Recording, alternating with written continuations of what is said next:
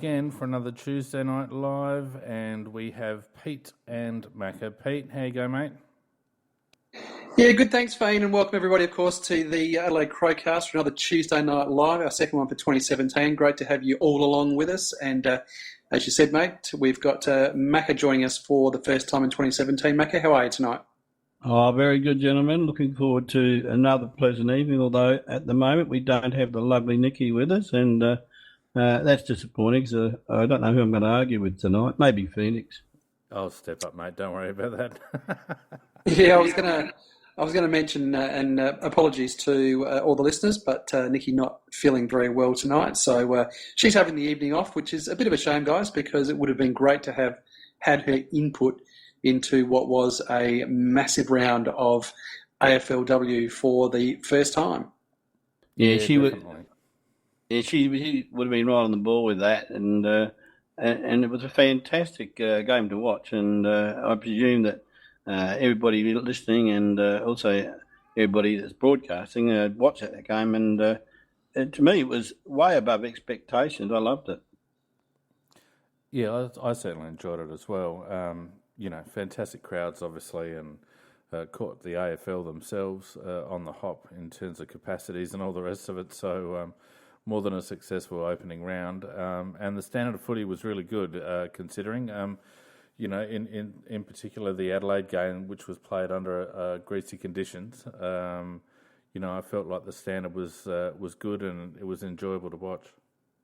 Yep, and the thing that really got me about it, from my point of view anyhow, I thought the women very, very nimble, very agile and very flexible, and they can change direction, I think, much quicker than the men, and also a very quick recovery.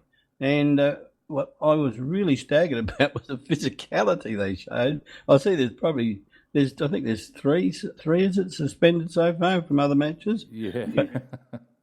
And they have a red hot crack. I mean, look, I loved it. And their kicking is probably one, they're probably maybe half a dozen each side that are very good kicks, but and then after that it tapers away, and that's something they'll work on. But in terms of desire for the ball, nobody could criticise anybody for that. Yeah, unfortunately, being in Sydney, I didn't get to see the telecast of our game. I did have a look at a little bit of the Collingwood-Carlton game.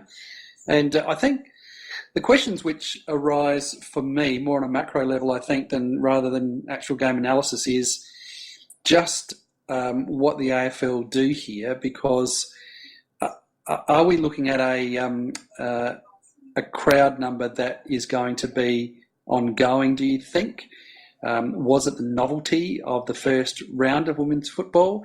And so what do the AFL do now? Do they sit back and have a look at, say, rounds 2 and 3 and just say, look, is this going to keep up? And can we, or do we need to start looking at alternative grounds and larger stadiums just after one round sample?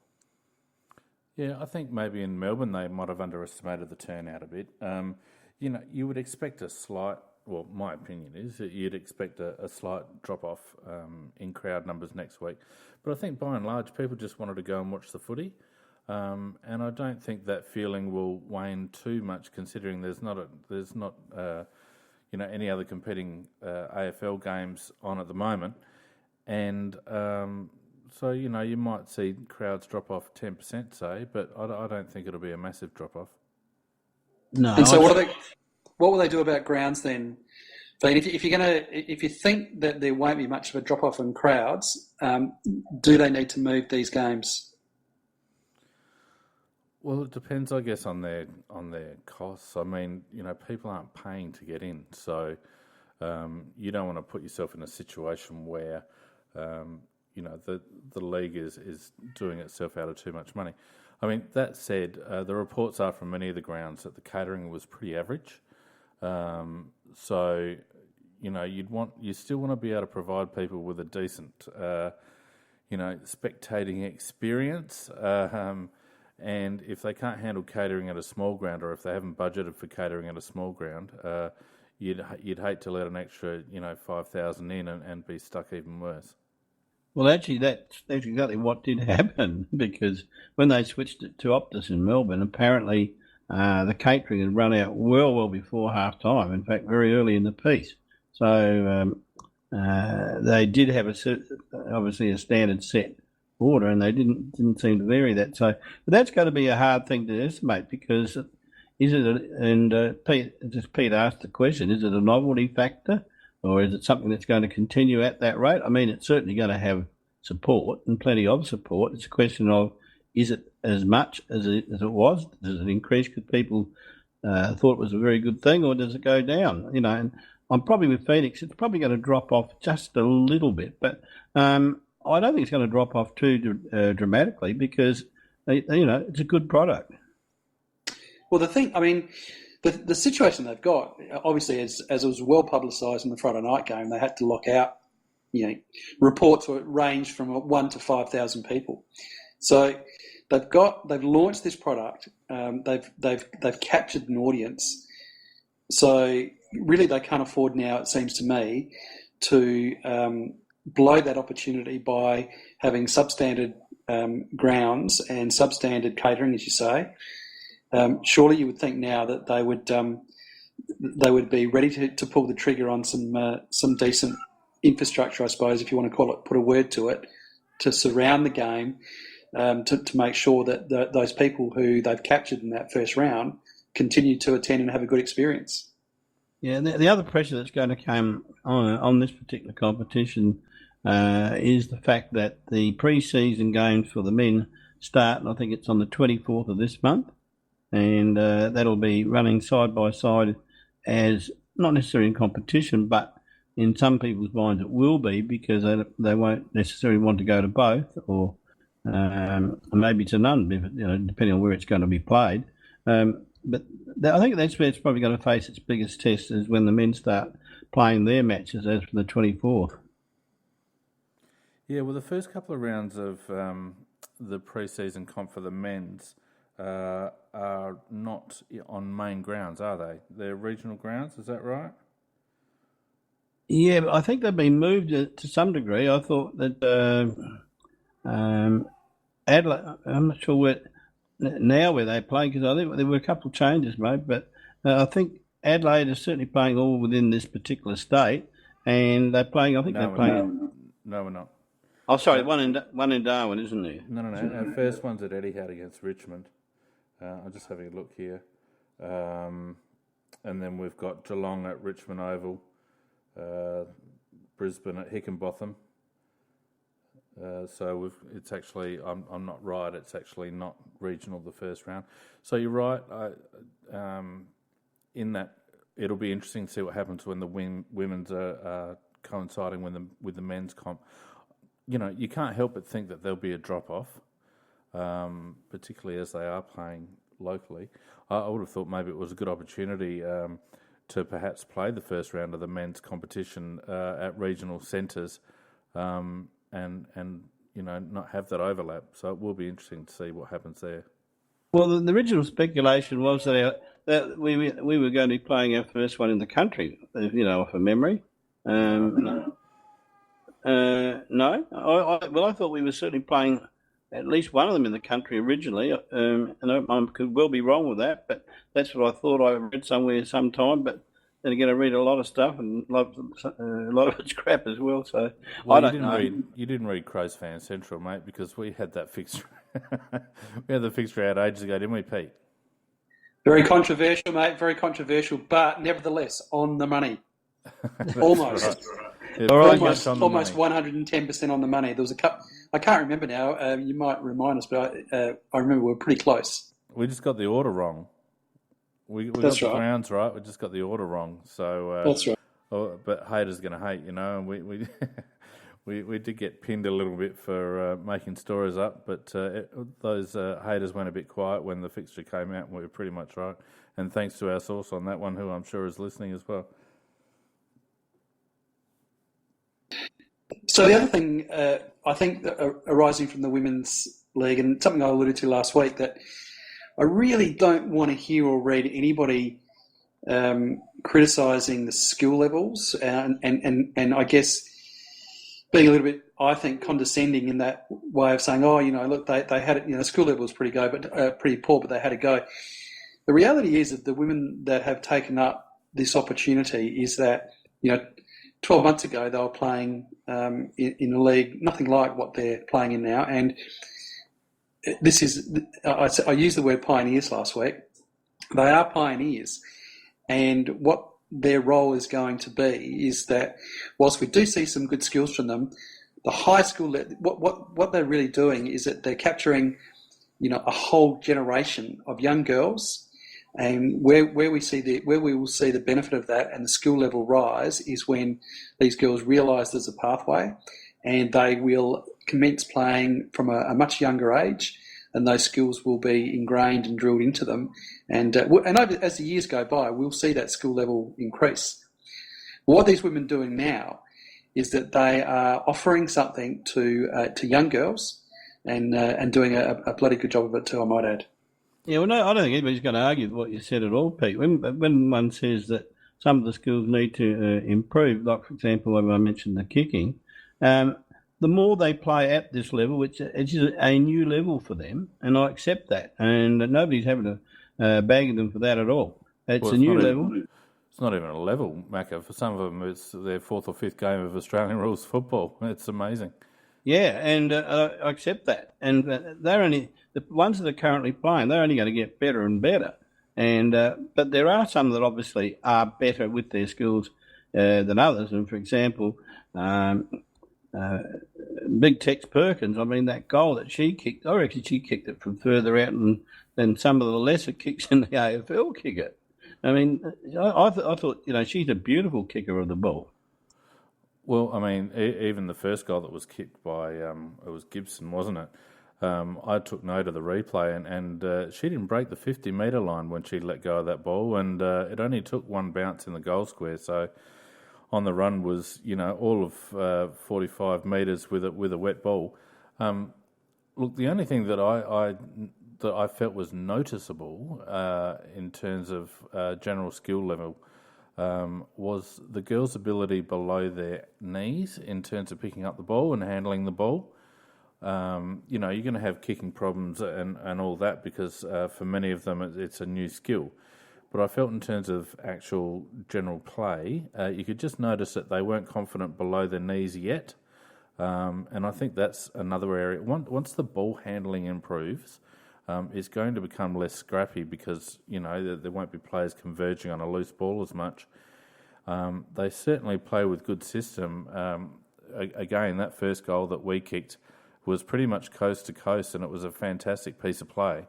And it wasn't the only piece of play across the 4 games either. There was a lot of good system, and I think once the girls become more confident at handling the ball, particularly low down, the game will open up even more. The 16-a-side helps that as well. It'll become even more enjoyable to watch. And you're right, Pete, you have to judge it on its own merits. These people that try to compare it to men's Australian rules football, it's just stupid. You've got to look at the product on its own merit and judge it for what it is. And my personal view is it was a very, very entertaining and enjoyable spectacle. Absolutely. And some of the individuals' performances were excellent. I mean, you take young Marinoff, I thought she was absolutely outstanding. I mean, she's got all the skills and she has a real crack. I just loved the way that she played. And she deserved the Rising Star nom that she got. Oh, definitely. She was good. I thought Chelsea Randall was excellent, particularly after half-time. Chelsea Randall exploded out of the blocks after half-time. You mentioned Sarah Perkins. She was great. And also Van Hagen as well was pretty good. Van Hagen, I can't quite remember, sorry. There were half a dozen players there that looked... Erin Phillips, of course, we knew she was going to perform, and it was good to see that she wasn't hampered by that quad strain. Lots of players that didn't look out of place at all, and lots of players that you could just tell that will be better for the run. Yeah, well, I think you summed it up pretty well. They are probably the most outstanding players on the ground. But what I did like about it, even perhaps what we put in italics, the lesser players, they all contributed and they all had a fair crack. And I think, with the Crows in particular, I could see a very distinct game plan, and actually they kicked the ball a lot more than the opposition did, but they also kicking long to the spaces, which you quite rightly point out. Women, there are more spaces, and their coach has been commended. They've got a very distinct game plan, I thought. Yeah, Beck Goddard mentioned that about our kicking game, and that was our plan to gain meterage and gain field position with kicking rather than messing around with handball. I felt like the Giants girls were rattled by our persistence. The Giants girls got quite physical there at various stages, just through frustration, I think, because we just kept cracking in, and they didn't get an easy ball all day, and it did boil over a little bit, towards the end of the match. Here's a curve question for you both. Do you ever envisage the day that you go along to a game of women's football and barrack at the game like we hear at the men? And by that I mean, kick the bloody thing. Or why don't you just get rid of it? That kind of, how we all inverted commas critique the players, and I guess whipping boys, if you want to put it that way. Do you ever see yourself going on the football and saying, "Don't kick it there, you dickhead"? I mean, move. Actually, I'm one of the strange creatures of football. I watch a lot and I take it in, but I say very little. And in terms of, I might cheer like her when we get a goal, but I might be thinking that a bloke's a dickhead, but I never scream it out. No. What you're saying is emotional investment, aren't you, Pete? And I think it will take a while to become invested to the extent that we get as passionate and emotional. But I think one of the reasons for that is that at the moment it really doesn't mean a great deal. It's a short season. It's essentially an exhibition season. Not taking anything away from the competition itself, but it is the first season. We don't know the players terribly well. It's a new league essentially. It will take a while. I mean, there's no doubt about it. But then again, and it's a pity Nikki's not here for this particular question, because that's us talking. But I wonder, Pete, the 13, 14-year-old girl that's watching AFL football and suddenly seeing a pathway open up for herself, I bet your life she'll be more passionate about it than perhaps we will be initially. Yeah, but I'm not saying I'm not passionate about football, but I mean, if I'm at the game, I'm a very quiet person. We're talking about women's league, though, Macca. Yeah, but if I'm at home in the armchair, I'd hate to be recorded. Put it that way, because I think I would be breaking every convention in the book. So I would, I am very passionate at home, and I think at home I will eventually make the same comments at home and from the armchair, but not publicly. Well, you won't be able to refer to them as whipping girls, because that will have a sexual connotation, and so you'll get in trouble for that. And that leads us on. We can't have this conversation because we can have this conversation. Okay. Because I read some of the garbage that was on the internet the other night, and it is garbage about being able to make any comment on the girl's appearance when you've got, it's a game that since Lace-Up Guernseys, there has been women attracted to the game because of the look of men playing football. I'll tell you now, my wife goes to the football and she puts up with it so that I can go and enjoy myself. And she said, yep, if I'm going to go, I'm going there so I can have a perv at the guys. And that's absolutely fine. Doesn't worry me, in the slightest. It's been going on since the dawn of time. And so I really bristle at the thought that you can't make any comment. Now, of course, I don't suggest for a second that professional commentators would make comment, because I wouldn't expect professional female commentators to make that kind of comment either. But in the general, world of footy discussion, you really should be able to make that comment. You can make a comment on the fact that a woman is a good player, you enjoy seeing her play, plus she's hot. You should be able to say that. Why not?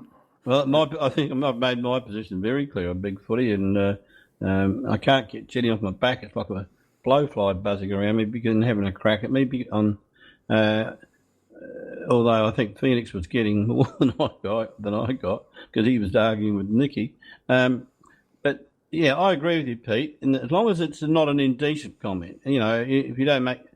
Yeah, that's fine. And it's got to be along the lines, she's a good-looking girl, or she's well-built, or something like that. I've got no problem with that. And as I said in big footy, I've nearly drowned at times the slobber from the bloody females when saying, look at so-and-so's bum and look at so-and-so's legs, and my wife's one of them. She does it.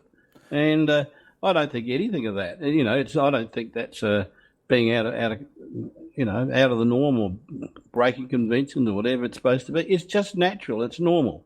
And to say that we should never, ever make any comment about their appearance, as some people are saying on there, well, for God's sake, grow up. I can understand. I can see the view or see the angle that's saying that these women are, quote unquote, fighting for legitimacy. And there's obviously a broader socioeconomic conversation around that. But I think sometimes people don't do themselves any favours. I mean, every comment that I've seen, and certainly the comment that I've made myself regarding the football on the weekend, has been terribly admirable and admiring the game, admiring the skills, admiring the endeavour, the physicality, the everything. And for someone to criticise me for also saying, and guess what, a couple of them aren't bad looking, well, and somehow suggesting that is illegitimising the league by saying that, it's just ridiculous. It's political correctness gone mad once again. And, it's a pity that Nicky's not here, because Nicky and I were having this conversation. And, without getting into the broader commentary about gender equality, I'd just like to say that I can watch someone playing football and admire their skills, and I can also watch someone playing football and comment on their looks, good, bad or indifferent, male or female. And to make a big deal about that is actually casting a rod for their own back, in my view. Yeah, I agree with that. It's the same as when you're watching tennis. I mean, you watch the tennis players, and when you're watching the women's tennis, and I certainly admire what's her name, the star of the show, the one that keeps winning it all the time, Serena Williams. Yeah, Serena. And, Serena's no beauty, but that's got nothing to do with it. She's just a magnificent player. She's actually one of my favourite players. But having said that, over the years, there's been players that I've had a soft spot for because they were nice looking. But that's not to put them down or anything like that. It's just that they are. They're just a fact. The only comment I've got about that, Macca, is that I reckon Serena looks all right. I think she's there's something about her myself. But anyway. But that's actually moving on from the crux. That's actually the crux of the matter, Pete. If you want to talk about attraction, everyone's attracted to different things, and you're allowed to make a comment. You're allowed to. I think Jenny on the big footy boards this afternoon said something along the lines of, "You can think it, but you shouldn't say it." And for someone who's putting herself up as a crusader of changing the world with regards to, social attitudes towards women and all the rest of it, that's the biggest load of crap I've ever heard. Because what you actually want to do, if you do feel strongly about that, is change how people think. And to just say, don't say it, even though you're thinking it, well, if people are still thinking that those thoughts or any thoughts, then you haven't solved anything by censoring them. And I think it's actually good to have conversations like these, just the same as it's good to have conversations around any divisive topic, race, gender, whatever, because why can't we speak freely and openly and honestly? And I think there's a big difference between saying someone's got nice legs and me being disrespectful towards women. There's a massive gulf there, and to lump it in the same bracket is just ridiculous. Mate, honestly, if you look at the broader world at the moment, and I'll just make this last comment because it'll take us off track, but the world has lurched to the right, and what we're seeing at the moment is one of the great left-wing tantrums of all time, and they've had it all their way with identity politics in the last 10 years, and what we're seeing is a massive, massive outpouring of a tantrum that politics generally has lurched a little bit to the right, and never ever has there been a more dangerous time to speak freely on any topic that doesn't suit the Bolshevik revolutionary left. So anyway, that's my bit.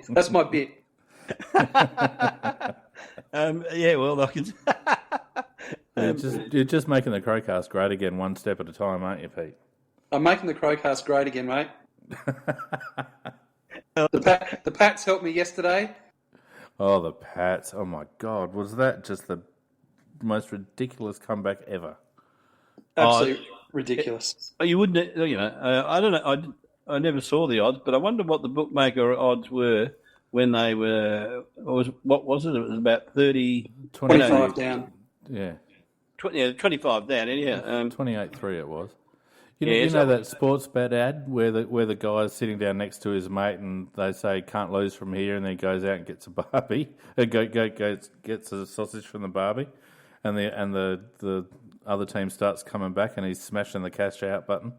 That's what I was thinking yesterday. How many people would be smashing that cash out button? Two-thirds of the way through the last quarter. Yeah, but I wonder what the odds were actually at that point, because nobody would have believed that was going to happen. Nobody. That would have been unbackable. I mean, no one's come from more than 10 points down in a Super Bowl, and for them to get over the line like that, and I read a very good article online today, and it wasn't just the Pats. The Falcons made some terrible calls offensively. They just kept throwing the ball, and really what they needed to be doing was running the clock down at every opportunity and running the ball rather than passing. They were getting plays off with 20 seconds left to go on the play clock. They should have been getting it down to 3 or 4 seconds every time, and they should have been running the ball 80% of the time. But they just gave the Pats too many opportunities, and Brady's too good to do that. He just took advantage. Yeah, actually, you got when you're watching it, about 2/3 of the way through the last quarter, you just got that feeling that the Patriots were going to get up then. Oh, yeah. Again, even though they were still a reasonable margin behind, but they were saying, it's only 2 touchdowns or two scoring efforts away from being a tie, and you're thinking that's really is a fair bit. But the way it's going, it's probably going to happen, and it did. I tell you what, though, what do you reckon of their overtime rules? I mean, basically it's first score wins, but the nature of the game is that one team gets the ball and they basically can maintain possession for as long as they like until they run it down. And obviously Falcons could have stopped them and forced them to go for a field goal, in which case the Falcons would have got the ball back. But essentially, the toss of the coin was huge in that circumstance because it gave Brady the ball, and Brady was good enough to convert. Yeah, you're right. It was almost basically decided on that toss, although the momentum was with the Patriots anyhow. I just think no matter who had started with it, Phoenix, I think in this case, I don't think the other mob would have got up because they were shot, I thought. Oh, quite possibly. You would have liked to have seen both teams get a crack at it, though, in that overtime. Sorry, Pete. Yeah, I do agree with that too. Hello.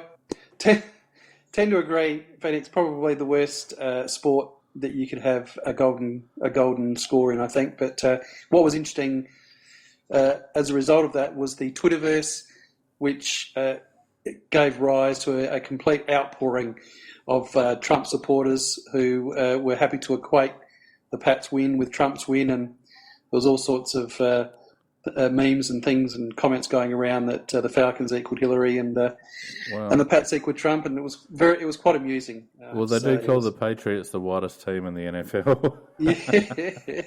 Anyway, and not only that, it was just one last comment. Moving back to our core values.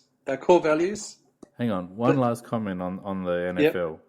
It was good after Brady got suspended at the beginning of the season on a trumped-up claim of deflating football. No pun intended.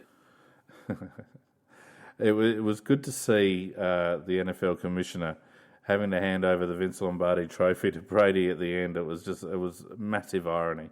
So good on him. I wonder if he'll keep going, Brady. Anyway, go on, Pete. No, I was going to say we probably should move that. We could have got off a bit track, but move it back to Adelaide. Have we any further news on training? Any mishaps? Any injuries? Any reports? Anything at all that we've got from pre-season training? It seems to be relatively quiet. Well, Brad Crouch, of course, with the hamstring injury. That's a bit of a concern, really, because of the fact that it really shouldn't interfere overall with his overall progress. But the soft tissue injuries, they're always a concern if a player gets them at this stage. The other thing is Mitch McGovern, of course, the fact that he is uncontracted after the end of this year and is obviously going to be a target for the Western Australian clubs. And I'm not, if we have a bidding contest, a genuine bidding contest, then we should get good value. But he's more likely to want to go to just one club, which is West Coast. And when they want to go to just one club, you never do get your full value. It was interesting.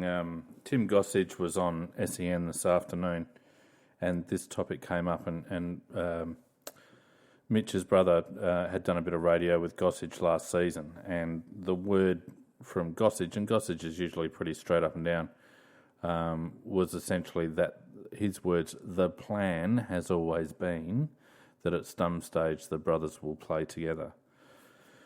So whether it's this contract extension or the next, it looks like we're not going to have Mitch's services for the term of his career, and that's really disappointing. Because don't forget that we gave him a run after he missed a draft and wasn't quite up to scratch according to a lot of pundits.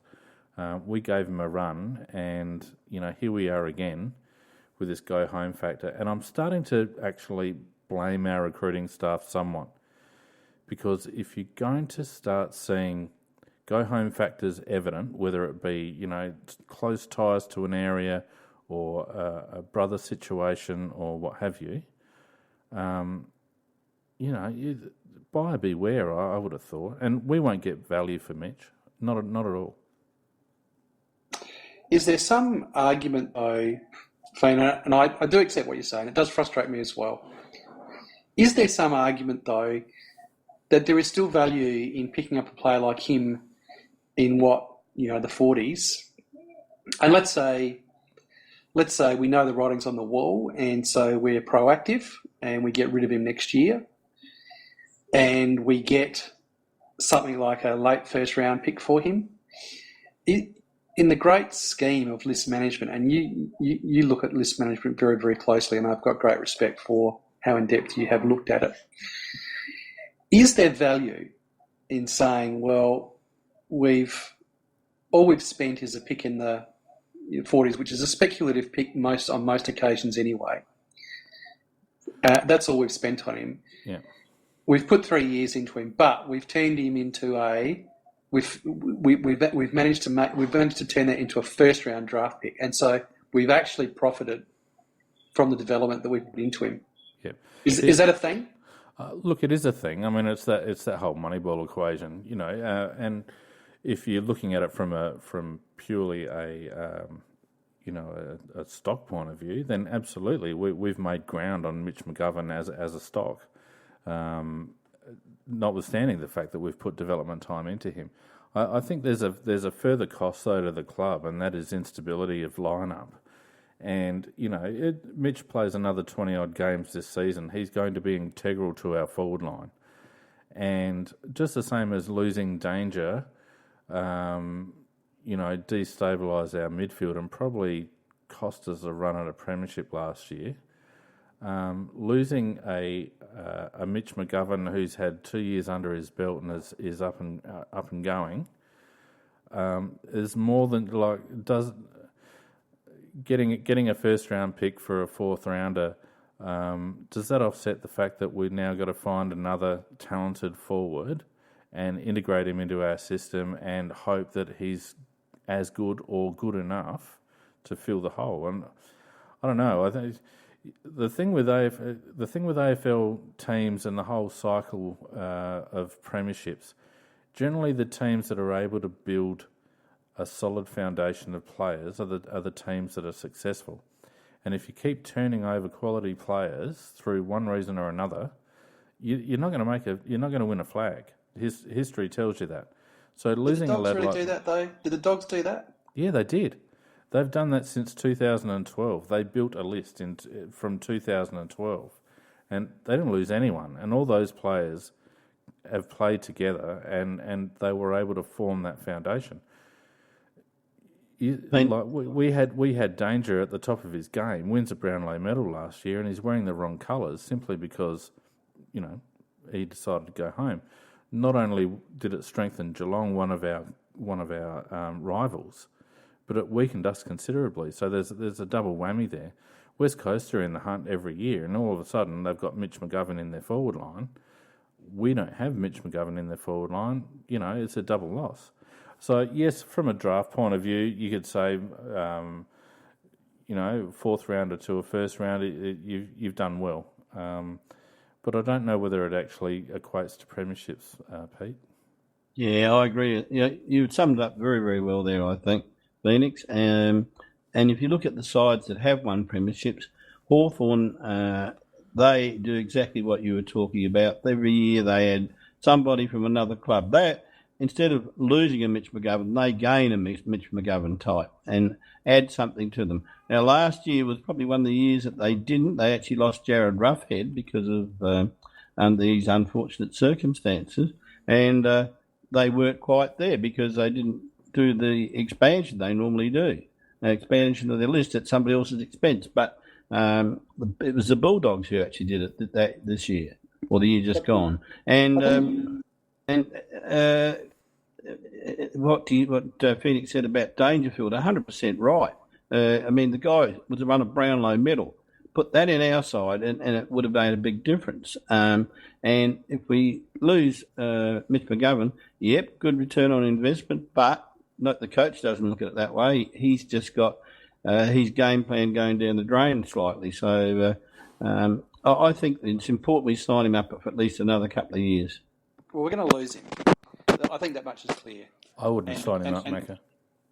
And I would say, for me, I would like to see the club get on the front foot. And what I would like to see, and I think I saw someone make this point the other day. Can't remember who it was, but let's as a club, let's get really, jeez. So that's a cat at my house. Oh yeah, that's a likely story.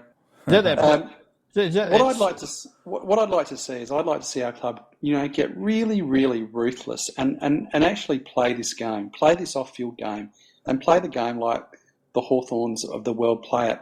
And that is not be frightened to, see currency in players, to move players on, to get other, to trade, to get other players in, to do something. And the whole sitting on our hands. Yeah, okay, that's me.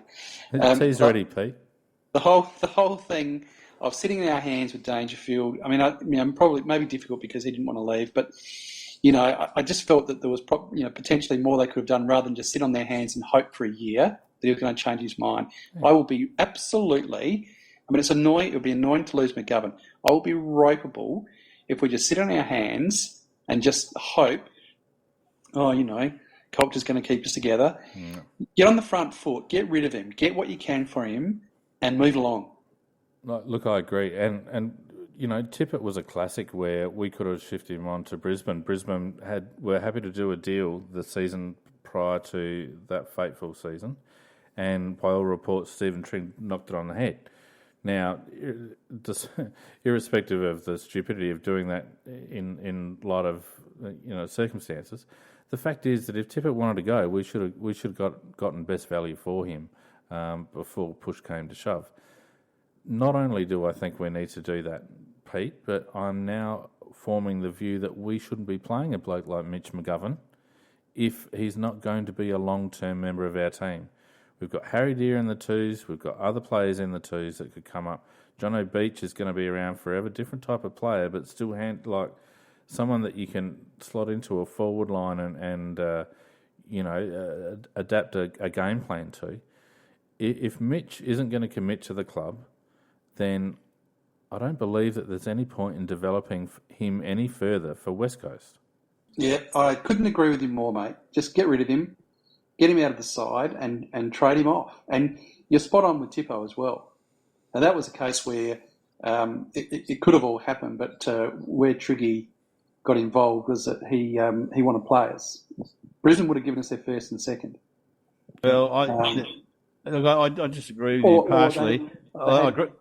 Sorry, I'll just finish, Macca. They had quite a high draft. They had a high first rounder, a low first rounder, and a second rounder. We could have had the high first round, or the low first round. Sorry, the low first round and the high and the second. Does that make sense? Yep. One of the two. But Triggy wanted players. Anyway, I couldn't agree more with you, Faye. We've got to get more aggressive with this. Sorry, Macca. Well, what I was going to say about Tippett, I agree about the Brisbane thing with Tippett because we had that dirty contract sitting in the background, and this was a perfect chance to get a good payment, a very good payment for Tippett, and be free of the possibilities of what might happen with that contract, that the hidden contract. And if you look at what did happen, how much it did cost us, it wasn't just what we could have got from Brisbane. It was a massive amount. So, and I do know as a fact we did have that offer, and it was bloody Trigg, the man that keeps on giving to the club. He was the one that knocked it on the head. Yeah, he vetoed it. Yeah, he knocked it on the head, and it cost us a bloody fortune in terms of what we missed out on, plus what we could have got. So it was very, very costly. However, with Mitch McGovern, I disagree with this business about not playing him because, firstly, by not playing him, I think you're going to devalue what you've got, and secondly, if you look at the captain of the Port Adelaide side, he was almost out the front door. And he stayed right, and he didn't sign right to the death knock, and he stayed, and he's still there. So until they're gone, they're still here. Look, I understand that point of view, and I've actually shared that point of view for a long time, Aka, that you play on a season-by-season basis and you put your best side on the park. But when you talk, I've shifted my view, and the reason is because of this issue of cycles in building a premiership team. And, we were building a team around Danger, and, our midfield now is going through a rebuild and is arguably the weakest midfield out of all the top 8 contenders, I would suggest, at the moment. Yep. And one of the issues there, again, we could have brokered a deal to get Danger home if Danger was going to go. And I think the onus is not only on the club to be stronger. I think there needs to be some more open discourse between players, player agents, and clubs, and it's the clubs that embrace the movement of players and the realities that presents that will prosper in the next 10 years, because it's only going to get worse. I mean, they're talking about reducing free agency to 6 years. There's plenty of player movement now, and I think clubs that adapt to that environment are the ones that are going to do best. And I think this Mitch McGovern situation is a classic. I mean, the risk factor's already there. We know that his brother plays at West Coast, so there's obviously a go home factor already. He's put off contract talks till the end of the year. Red flag. Now, to me, if you go to a player on our list and say, we want you to sign up for another year, if they say, oh, no, you know what, I think I'm going to leave it till the end of the year, I think then that they become our second choice player in their chosen position. We should be putting 20 games into Harry Deer before Harry Deer decides he wants to go back to Hawthorn. Just one thing is, I don't think McGovern has actually put it off till the end of the season. I thought it was just that he's put it off until the start of the season at least. No, well, I heard he's put it off indefinitely. Well, if it's going to be till the end of the year, there's a lot more merit in what you're saying. But I'm making my comments on the information that I was told that he's put it off till the start of the season when he'll review it, and then he'll probably might put it off till the end of the year. Well, Macca, what's the point of a player putting off contract talks till the start of the season? What's he trying to gain? The only thing that I can think of is that he's waiting for the CBA to be negotiated. Well, that might be fair enough, but there's been plenty of contracts negotiated in the current environment, and I don't think that he commands enough of a salary to be too concerned about what's going on with the CBA at the moment. So to me, there's no motivation for a guy putting off his contract for what amounts to 6 weeks. He's either in or he's out, as far as I'm concerned. I guess you could say the start of the season is a pretty loose time because he might be thinking a few matches under my belt and I can command more dollars. I don't know. Nicky's joined us on chat and saying that I'm wrong. He hasn't put it off indefinitely. He's just put it off for the time being. Well, to me, that's indefinitely, Nick. He hasn't put a time frame on it, so it's indefinitely. Anyway. All right, gents, I reckon that probably takes us to the final siren. And as always, it's been an interesting and informative evening of chat here on the Crowcast. Lots of issues, even at this early stage of the season, and been brilliant to welcome the AFLW League and all that brings. Feen, as always, thanks very much for your technical support. Very good, and looking forward to Friday night footy against the Bullies this week. Should be great. Sorry, did you want to have a final word about that upcoming game? No. No, okay.